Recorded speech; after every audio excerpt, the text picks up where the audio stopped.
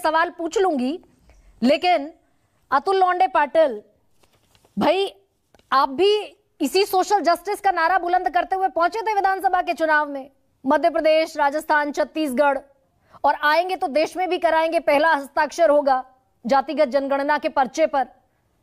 लेकिन चला नहीं आपका कार्ड, सारा ओबीसी वोट बैंक बीजेपी लेकर बैठी हुई है। तो कितनी मजबूत है आपकी ये सामाजिक न्याय की लड़ाई? ये इसी बात से तय हो रहा है गरिमा जी कि ये केवल चुनाव जीतने की बात नहीं है। वो नैरेटिव शायद मीडिया ने बनाया है या शायद बीजेपी ने बनाया कि चुनाव जीतने के लिए ये जातिगत जनगणना की बात करते हैं। हम तो जातिगत जनगणना की बात समानता की करते हैं। समानता से सबको सब कुछ मिले, सारे संसाधनों में, चाहे शिक्षा के लिए जो खर्चा होता हो, स्वास्थ्य के लिए हो, नौकरियों में जो रिप्रेजेंटेशन हो, या फिर लोकसभा, विधानसभा, हर जगह रिप्रेजेंटेशन हो, उसकी बात करते हैं। और हमारे कमिटमेंट पे हम कायम है। चुनाव की बात नहीं है, ये आप ही के कहने से सिद्ध हो जाता है कि चुनाव अपनी जगह है और ये जो सामाजिक न्याय की बात है वो अपनी जगह है। लेकिन मैं सुनील आंबेडकर जी को बता दूं, शायद ये मजबूरी है गुरु प्रकाश की, जो डॉक्टर बाबा साहब अम्बेडकर की विचारधारा को मानते हैं, डॉक्टर बाबा साहब अम्बेडकर के नक्शे कदम पर चलना चाहते हैं। लेकिन आज देखो मजबूरी कैसी है राजनीति की, कि उन्हें संघ को डिफेंड करना पड़ रहा है। इससे बड़ी मजबूरी और क्या हो सकती है। लेकिन सुनील आंबेडकर जी के समरसता की एक बात बता दूं मैं, नरहर किरोंदकर जी बहुत बड़े दार्शनिक थे महाराष्ट्र के। उन्होंने जो शिवरात्रि नाम की किताब लिखी है, उसमें सामाजिक समरसता की बात, असंग की क्या है, सोच क्या बताया है।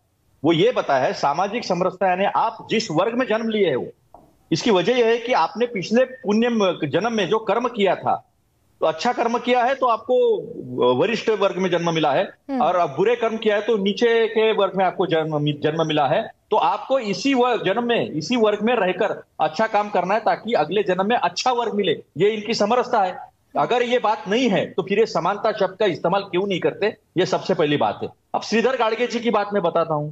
जितने नए लोगों को ये इंडक्ट करते हैं, ये ऐसा पत्थर डालकर देखते हैं। आडवाणी जी ने कहा था 2009 में कि इस देश के संविधान का, आरक्षण के नीतियों का एक बार पुनर्विचार होना चाहिए। ये पत्थर डाल के देखा था, फिर देखा अरे नहीं। फिर 2015 में मोहन भागवत जी ने भी डालकर देखा था। फिर उसके बाद ये बातें बड़े पैमाने पर उठी है कि फिर आप अगर गोलवलकर गुरु जी की ये बातों को मानते हैं क्या? तो अतुल लौंडे पाटिल, यही पत्थर आपने भी डालकर देख लिया ना मध्य प्रदेश, राजस्थान, छत्तीसगढ़ में। नहीं, आप बात को समझ नहीं रहे। 2011 में हम ये जनगणना कर चुके हैं, इसके सारे आंकड़े 2016 तक हाथ में है, ठीक है, लेकिन ये जाहिर नहीं कर रहे। अभी आपने कहा था कि हमने ये चुनाव हारने के बाद भी राहुल जी ने इस बात को कहा कि अगर 2024 में सरकार आती है तो हम इस पहला पेपर हमारा साइन करने वाले ये होंगे। तो एक काउंटर सवाल फिर ये भी होता है अतुल लौंडे पाटिल कि 15 में तो कर बैठे हुए हैं कर्नाटका में, वहां पर सिद्धारमैया और डीके शिव कुमार के बीच में जो कॉन्फ्लिक्ट है, उसके चलते कर्नाटका में आप जारी नहीं कर पा रहे हैं जातिगत जनगणना के आंकड़े। नहीं, ये गलत जानकारी है। मैंने ये सारी जानकारी हासिल की है। उसका सोशियो इकोनॉमिक इम्पैक्ट जो है उसका स्टडी चल रहा है। महीने भर के अंदर जो है वहां के भी आंकड़े सब सामने आ जाएंगे। तो ये जानकारी मैं आपको दे रहा हूं। मुझे एक बात बताइए, क्या कभी ये सवाल खड़ा किया गया कि ज्वाइंट सेक्रेटरी लेवल, जहां से सारी निर्णय प्रक्रिया होती है केंद्र सरकार की, वहां पर 140 के करीब लोगों को, जिन्होंने यहां पैर छुए हैं स्मृति मंदिर में और मुख्यालय में, वो दो अलग चीजें हैं। नागपुर में तो रेशीम बाग में जो है वो स्मृति मंदिर है, और बड़कत चौक में जो है वो संघ मुख्यालय मोहितेवाड़ा में।